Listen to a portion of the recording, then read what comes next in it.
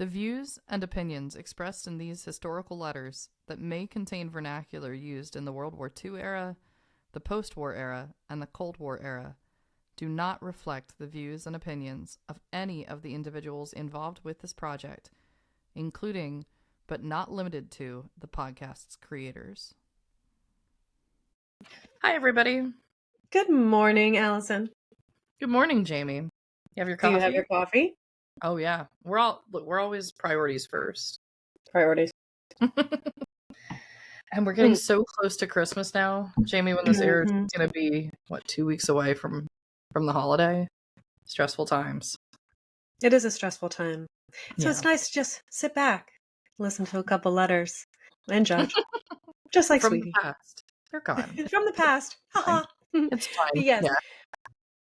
So, I'm very, very excited for today because you found a letter.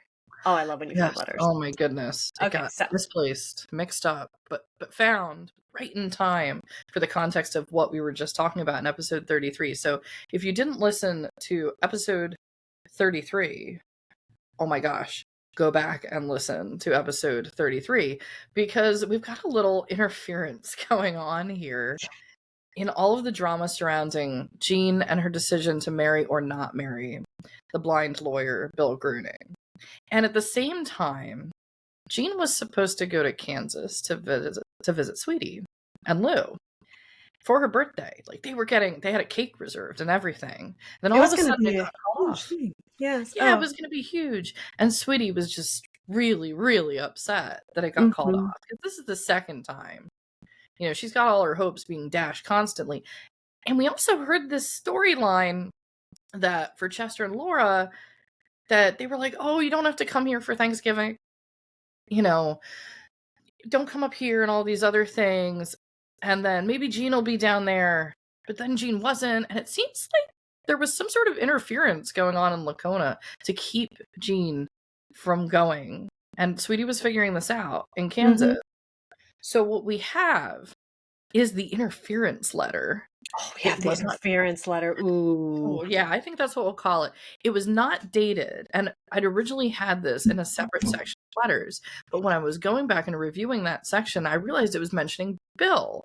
I said, why is Bill Gruning being mentioned in this letter? And I realized, this is the letter that changed plans, that upset Sweetie. And we have not only Laura's perspective of what's going on at the end of 44, we also get to hear from Chester, which is extra special today. If you like this podcast, please go click that subscribe button. Yes, click notifications so you know when our podcasts are coming up. And we have our platforms on Spotify.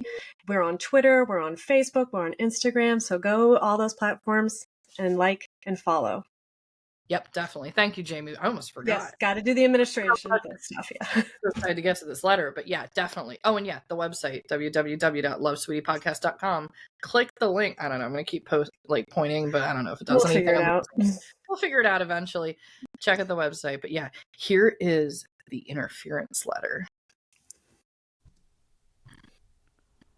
Friday morning. Dear Jeanne, just had a letter from Sweetie. Papa feels sorry for Bill G, but he won't feel badly long. He'll snap out of it, as he has heretofore. Papa always feels sorry for the man who gets turned down.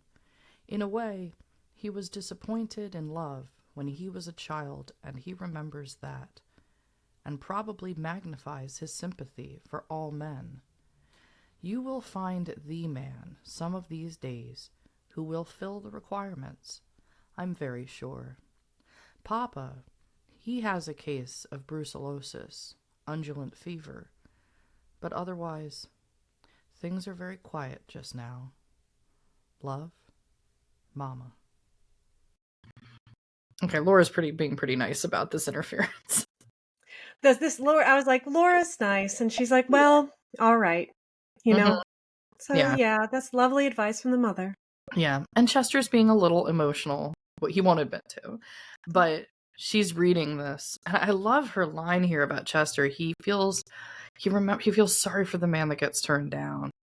He has this empathy for these individuals.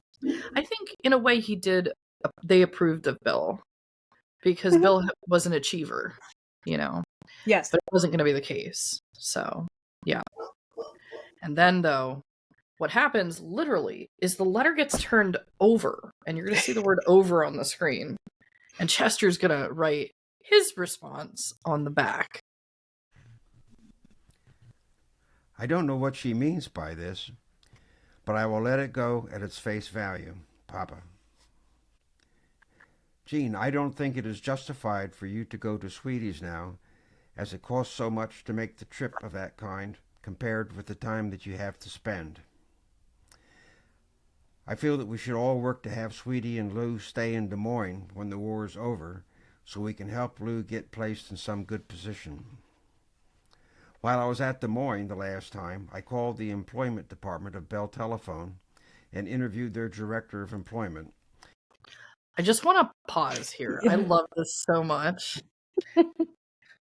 As someone that's conducted interviews, like dozens and dozens of interviews for hiring staff, I find it very interesting that Chester is the one doing the interview.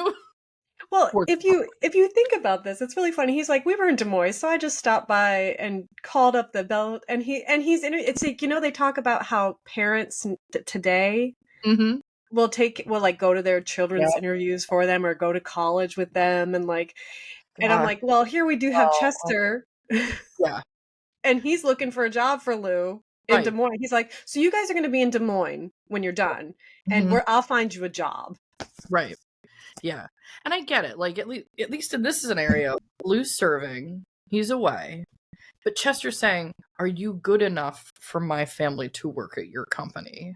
That's how this is going. And he's going in as like a high-level Mason at the time, highly respected doctor. They're going to take that call. They're going to take all the calls. It's the Bell Telephone Company, actually.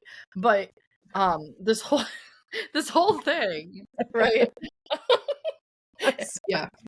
Right. I couldn't help it. I couldn't help it. We got a telephone company. And there's that. Yeah, that's also really interesting for the future, who it is. But we'll talk more about Bell Telephone as we go.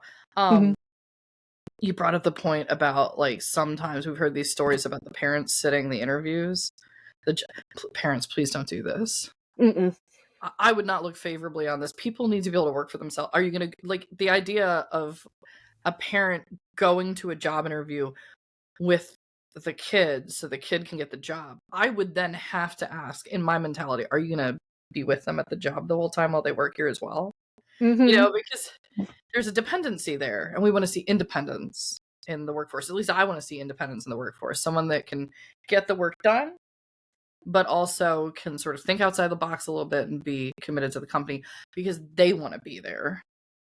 So I'd be a little wary of this, but I just love I thought it was hilarious that he called him up and interviewed him. Yeah. Let me check this out. Also, Lou's from Philadelphia, so Chester's mentality here is, oh, Sweetie's not leaving Iowa. Like, everybody's staying in Iowa. Oh no, he's like, Sweetie's not leaving. He's like, we're all going to work together to keep her here. Yes, all going to be here. Yeah, and he's like, I've decided, it is done. And found that Lou would have a good chance there, provided he had a high school education.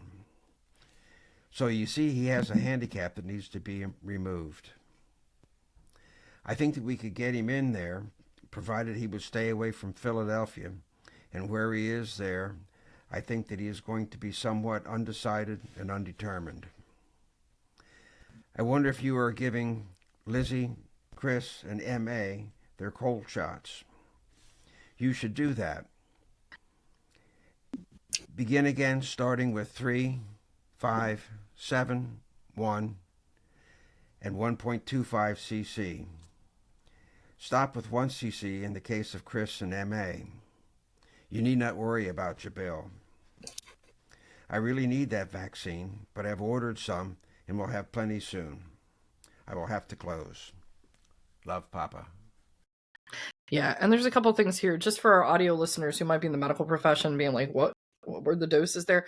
0.3, 0.5, 0.71, and 1.25 cc's of the cold shots. But going back to Lou, well, first of all, we have the total confirmation here that Lou did not graduate from high school. And Chester has an issue with that. And Lou looks up to Chester, so we know there's going to be some sort of reconciliation there. But the other reason he doesn't want him to go to Philadelphia is because he wants to just get this handled and thinks he can handle it better and take care of this and help Lou out. As long as he doesn't go to Philadelphia, because he uses the phrase that if he goes to Philadelphia, there Lou will be somewhat undecided and undetermined. And for our audio listeners, undetermined is underlined by Chester. So he's he needs to have purpose. Does this saying he doesn't have any faith in Lou to get a high school diploma on his own? That he feels that he needs Lou to be near him so that he can influence? I think so. And we remember, if we go back to some of the earlier episodes of the podcast, we can remember that before Sweetie met Lou, during I would say the story arc of David Chase in that early Atumwa age, she was dating some other boys. And there was also Betty, and she would take her friends to Lacona to be inspired by Chester to do better in school, right? To straight up. We had that. So this is not new for Chester. Sweetie has this relationship with this person, in this case, her husband. But in previous cases, friends and things like that, they will come to Lacona, and I will get them on the right track. And otherwise, they would not be on the right track. So, and otherwise, no, they will not be. They just wouldn't. Yeah. So, but I think that this letter right here, it covers, it closes some plot holes that we had. Yeah. Yeah, and also it's Chester and Laura. Yeah. You are involving yourself a little bit too much. A little bit. I don't want to say that as a parent because I'm thinking about, but they are older now. Sweetie's married. Oh yeah. Mm-hmm. So maybe not. Yeah. Involve yourself like this in their lives. I don't know. But that's why I call this the interference letter. Mm-hmm. I'm so glad to spot it right before we started in with the next part of the story here, because it was left unresolved. In episode 33, what exactly had happened to disrupt Sweetie's plans? This is the disruption is definitely coming here from Chester. I think we also see too now that this definitely is telling us that Jeanne is done with Bill. This is another, this was another no Bill. Mm-hmm. Yeah, that's it. All right, so we'll close out this one. All right, and then we go into the next letter. So the main portion, so if we see that as sort of the conclusion of the Bill Gruning arc, Thanksgiving, Kansas 44 election, 44 arc, and we head into the next part as we start to really approach the Christmas season of 44. We have 3 letters remaining for this episode today. 2 of them are going to be from Sweetie, and then, interestingly, we are also going to get Laura back right at the end. So the next one is November 24th, right around Thanksgiving. Hutchinson, Kansas, November 24th, 1944. Dear Jeanne, again, we find our hopes rising in anticipation of your visit here. We will be glad to have you. You'll find our door wide open to welcome you. Figuratively, of course, for it's a little chilly. If you are coming, we'll not mail the cigarettes to you, but keep them here as a coaxer, if you see our point, and I'm sure you do. So, come on, see the nice cigarettes? Come on and get them, Jeanne. Yeah. She's so funny. You can tell that she's excited because she's being jovial and a little, and she's joking around. Yeah. And she's hoping again that this doesn't fall through again. Maybe, this is the 3rd time they're trying to get Jeanne down to Kansas. Maybe, unless we're at 3 strikes and you're out, maybe we'll finally get this done. Also, I remember Aunt Jeanne. She always smelled. She had a very distinct smell of cigarette smoke. She smoked all her life. I think she lived the longest of all the siblings, so I don't know what that means. I don't know what that means either. Period. But I just love when I was reading this and the way that, Sweetie, see the nice cigarettes, Jeanne, come on, get them. Yeah. We have to remember that rationing's still going on. This is true. So, I never thought of that. Ooh. Yep, so they're in demand. They're putting stuff aside and then coaxing with the cigarettes. Yeah. We haven't heard from Lou's folks for a few days, but rest on the old adage that no news is good news. We are going to write them a big fat letter today, since we haven't written for several days. And I'm going to pause here before we get into Thanksgiving 1944 in Kansas. The reason that she's, of course, if somehow some of our listeners missed some of the previous episodes, Samuel, Lou's father, is not doing well. He's been ailing in health, and there's been some scares. Now, because of some of the family histories here with Sammy Jr. being gone and Sydney, Lou's mother, sort of, she worries extra about everything. So it's hard to tell exactly if she's just worrying too much, but there's been a lot of back and forth here. And then there's some concerns about Samuel, Lou's father. So no news is good news. They're just hoping for the best at this point. We were invited out to dinner yesterday to celebrate Thanksgiving. Paul and Flo Graves, just 2 houses down from us, and baked chicken, mashed potatoes, gravy, corn, cranberry salad, celery, olives, rolls, butter, dressing, and pumpkin pie. It was all very good and made it seem like Thanksgiving, instead of like another Thursday. They have the cutest darn little red-headed boy, 6 months old, alive, smart little kid. Lou likes him. And Jay took to Lou in nothing flat, too. And I did, just so you know, Jamie, I did look into the Graves family. So Paul and Flo are no longer with us, but I was wondering if they were just like Navy people that were also just happened to be at NAS Hutchinson during the war, or they were actually from Hutchinson. They're actually from Kansas. So this was the Hutchinson family, a Kansas family. So they somehow got invited. I guess they got to know them. And so this is an established family, and that's probably why they had the big Thanksgiving spread that they did. The boy, as far as I understand it, is still out there. But yeah, the parents, this is a Kansas family. So well, how lovely that she was able to have Thanksgiving, like a family Thanksgiving on Thanksgiving. Oh. Yeah, she had made some sort of connection. They had made some sort of connection with it. I think Paul was a doctor from what I'd seen online. But yeah, so it's nice that they made at least some sort of friend in town. Or maybe it was also a big thing for the town to say to the sailors that were sort of alone and the families out there to kind of bring people in for like a Friendsgiving kind of thing that was going in. So that's a nice image. We walked to town with the boys to catch the bus to the base, and then we went for a long walk since the day was nice. We came home and found Paul had been secured and that Lou would be at about 10. So we played Chinese checkers, worked at crossword puzzle, and talked till Lou came. Then we talked some more over a cup of coffee, and Lou and I came on home. It was fun to sit and watch Paul and Lou, compare them, and see Lou come out on the long side with the highest score. I guess to Flo it was just the opposite, but Lou's got it all over Paul as far as I'm concerned. Yeah. She loves her husband, and that is very important. You'll never have as good a husband as mine, I think she said. And she thinks incredibly highly of him. She does. So they walked to town with the boys to catch the bus to the base. We came home and found Paul had been secured. See, I don't know what any of this means. Yeah. I think he's probably working or at least contracting with the base itself. You know, I mean, I can imagine they would have use a doctor that's already there. Mm-hmm.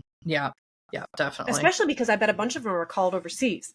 Mm-hmm. So that makes sense. Yeah, that's good. I'm glad that, because when I was reading this, I wasn't sure about what the context was. Yeah. We had quite a lengthy letter from Bill Gruning just a day or so ago. He seems very much interested in his office and practice, but there were several woeful items that crept in. I must answer it soon, though. I, too, want to save the things for chat rather than for writing, so I guess a short letter is permissible. We'll look forward to the words, but I don't know how we'll hear them, since we have no phonograph, and I don't know where to find one to use. Lou's day off is tomorrow, Saturday, though if he'd talk real nice, he might get an extra one. We'll see. But we'll be real glad to see you. Love, Sweetie, and Lou. Oh, and we saw one about Bill again. Oh. It's just very sad because it's like, that was something that was coming. Like, we thought maybe she'd be getting married, and now I'm like, it's definitely over. Mm-hmm. And so it's just a little sad. But he's still friends. He's still riding with Lou and Sweetie. He is, yeah. And then I also have here, before we get into the next letter, Jamie, So I managed to find some postcards, and these postcards are dated somewhere around like 1910 or so, but they give us some views of Hutchinson, Kansas, so that our audience here can, because they're talking about walking around the town and being in Hutchinson there for Thanksgiving. So I thought it'd be good to bring it up. But before we bring up the town view, I also found a postcard of the Hutchinson State Reformatory. And this was, if we remember a few episodes, there was a jailbreak. The sirens were wailing in town. And there's an actual postcard of what that reformatory looked like. So I'm not sure if it's still there. I actually did not check, and I probably should. But this is early on, so this is what that would have looked like. And That's that a has, postcard. yeah, the So if state you're in reformatory. Hutchinson, you can send this postcard to your family. Look at our amazing prison that we have here. Yeah. It's Kind of reformatory. just like what is it? Shawshank Redemption kind of Mhm. vibes, right? Like these two towers, and then they got the watchtower up there. Mhm. So yeah. Yeah, that is kind of creepy, but but this gives us an idea of like what I'm sure that it didn't change much when Sweetie was there. I doubt it. But Yeah, they probably wouldn't have expanded that too much. Anyway, I wanted to make sure I shared that with our listeners so that they could get a view, and those who heard that episode are like, oh, cool, we get to see that. And these are about from 1910, so these predate Sweetie's letters by about 30 years, but I doubt there would have been really too many changes. If you're in Hutchinson and you notice something wouldn't have been there in the 40s, please let us know in the comments. But we know that Sweetie was about 5 minutes from the downtown. And so it's labeled as well, Main Street looking north from Avenue A in Hutchinson, Kansas. So she's about 5 blocks from here. There's clearly a trolley car moving through. By the 40s, of course, not as many horse and buggies, right? There's going to be some cars rolling through this. But these streets are wide. They would have accommodated the auto industry really, really well. And we can see these big brick buildings and awnings and shops. So it would have been bustling pretty well. We know that, I think she said there's about 29,000 people in town when she first moved to Hutchinson. And the base had brought in some people. So it's comparable to the size of Ottumwa. It's certainly not a small place by any means. So we get that nice view. And then, and I'll put these up on the website for our audio listeners so you can see it. Here is the next one. And this is an overhead view of Main Street looking south. Oh. Yeah. And this one, probably, you can tell from the cars, this is closer to like 1910, 1920. The other side. So I think probably if you see that trolley lines running down the center, this is probably just the opposite, I would imagine, of that Main Street. But again, really wide streets. So it would have done very, very well. So this is where they find themselves. You can see some of the greenery in the background, but it's actually a lot bigger than I had anticipated. Yeah, I mean, you have out here on the East Coast, you can tell that they weren't thinking about having large streets or needing that. No. And so it never was something that you can see it's difficult to get around sometimes. And there would be a lot to widen streets. But here of course, it's flat in Kansas. We all know that. So, I mean, they could, build wherever they wanted to. But yeah, this was ready to go. Like, look at all that space for cars and stuff. That's amazing. Built at the right time. And it's interesting you're talking about like the East Coast. If you go back to Europe and you go to London specifically, the streets are so narrow. That's what makes it so necessary to have the double-decker bus. Yeah. If they're too narrow, they need a double-decker so you could have more public transportation. And that's where we see that evolution. But this wasn't a problem in the Midwest. These cities and towns were really booming by the time we get into like the 1880s, 1890s. We know that Carey Salt Company is there. Ottumwa, same thing. They had, the Morel Meat Company. It was about 1890.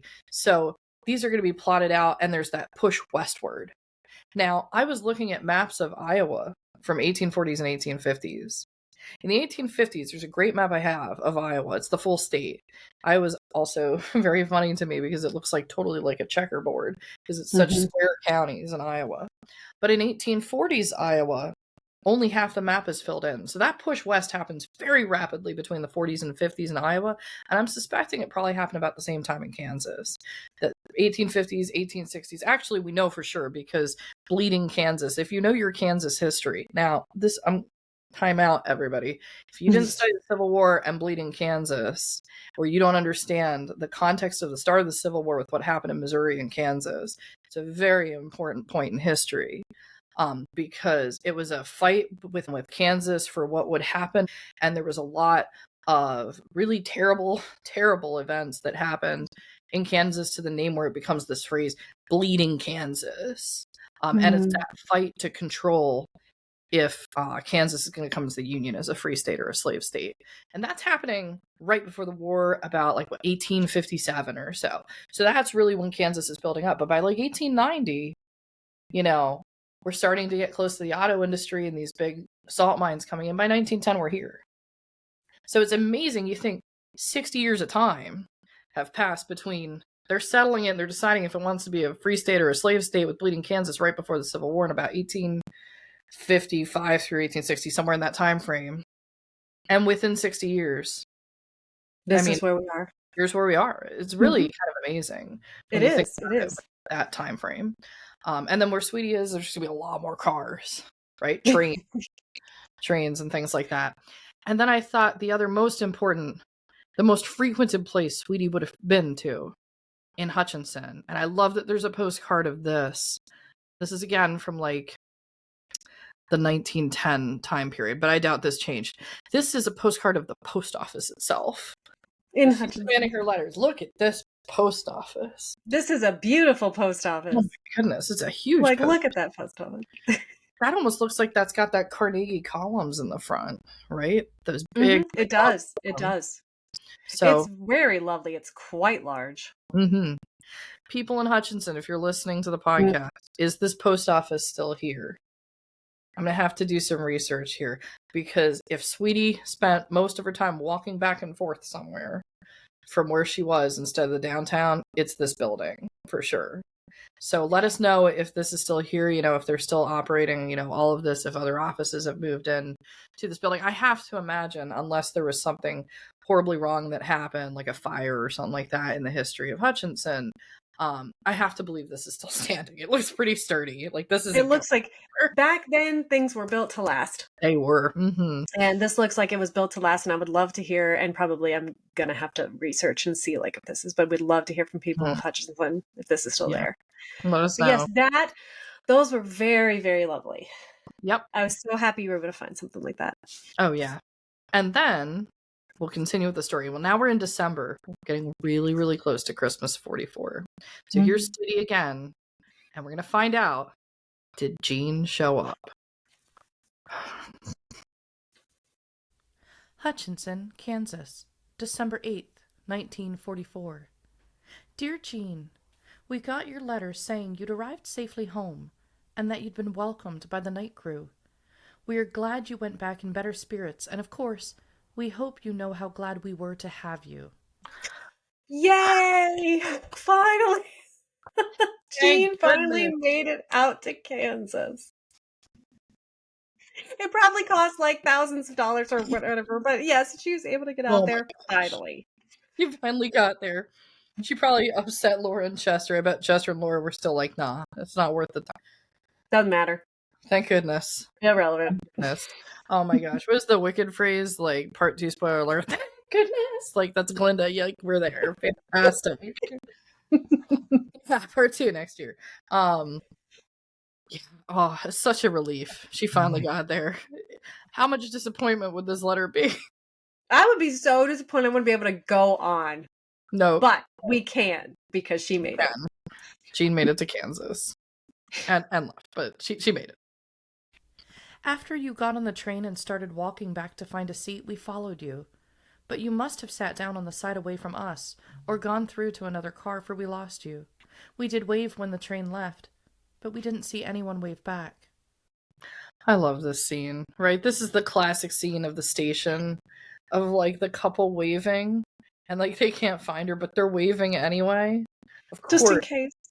Just in case, of course, they're staying there until that train's out of sight. They're just, they're so happy. We went to the library to return the stamp catalog, and then we went down to the little place that was having an auction. We stood around for a little while, and then went on home.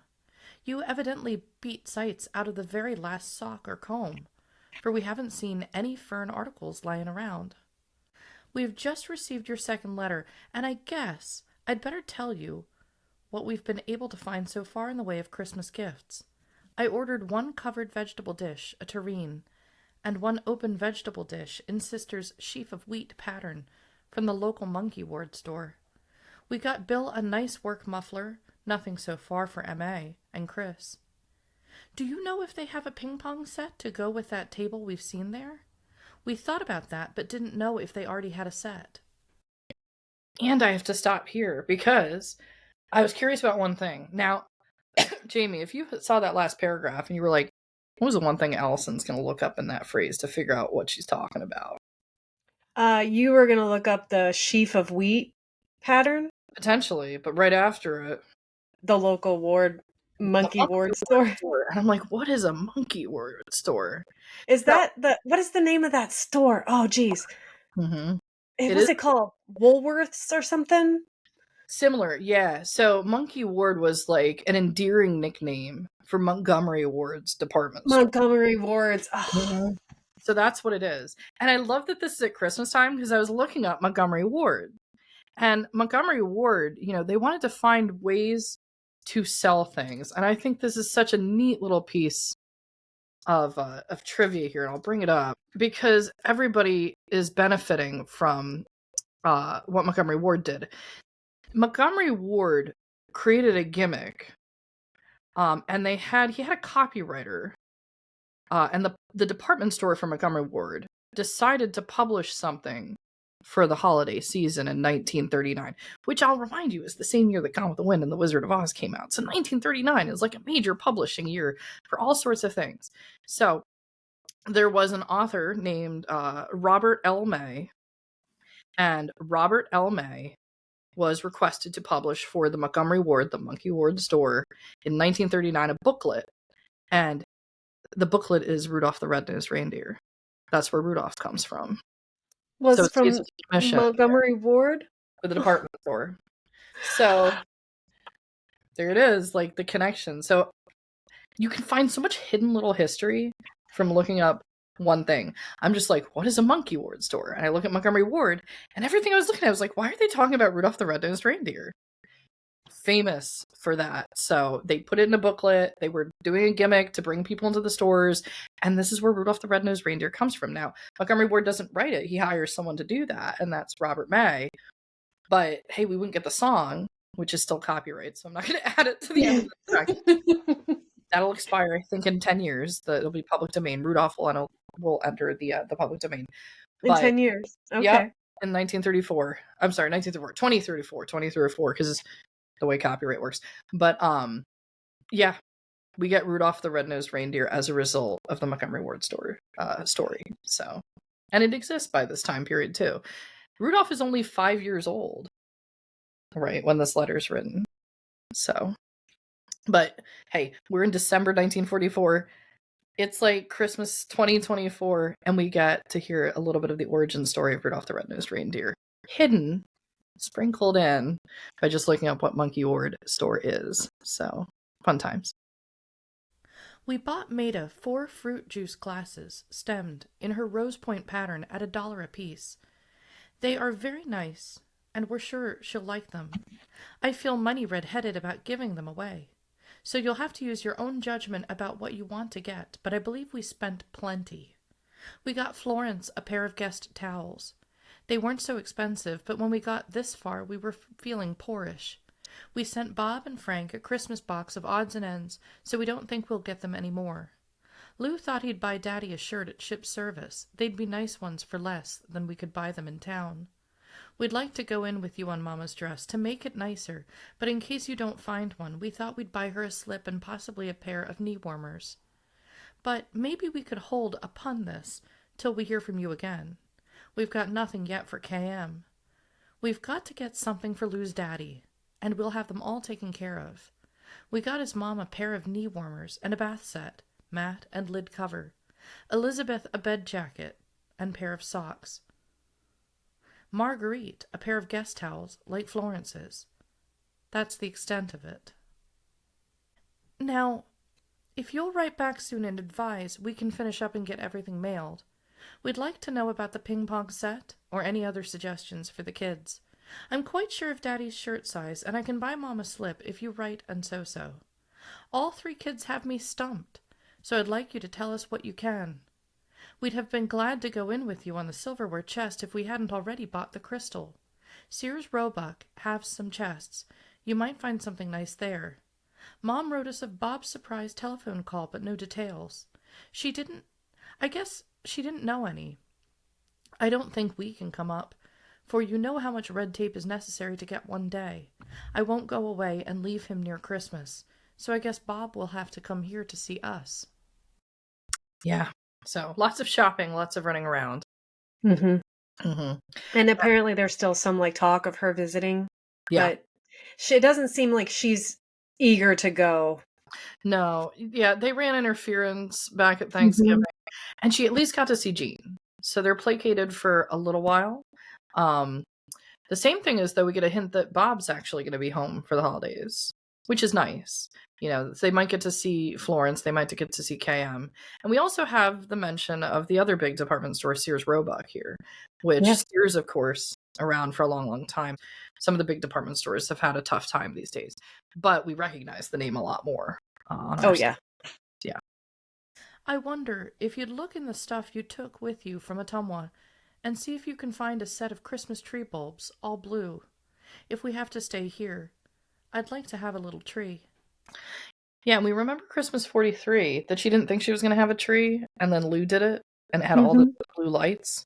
So, because she could only take so much with her initially to Hutchinson, it's clear when they mailed stuff home, stuff was mailed to Jeanne. So I guess you got the Christmas ornaments, and now that's the thing. Can you get them down? So her intention right now is that they're going to have Christmas in Hutchinson. That's the plan so far. Write back and tell us all we need to know. Please, we need some advice. I had a letter from Lucille Miller. She's been married since October 15th.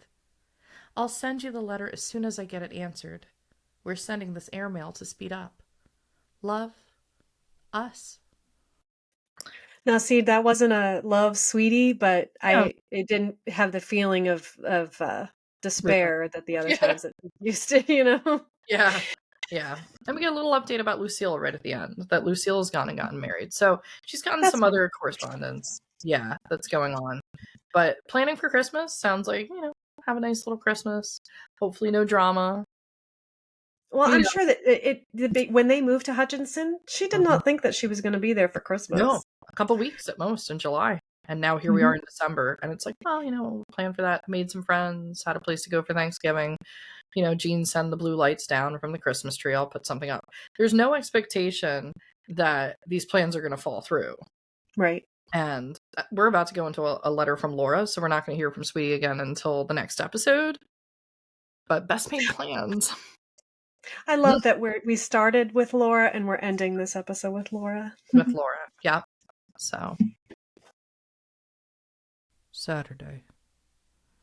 Dear Jeanne, we were in Des Moines for a bit of hasty shopping and some urgent supplies yesterday, but as I did not want to waken you, I thought I'd rather write you.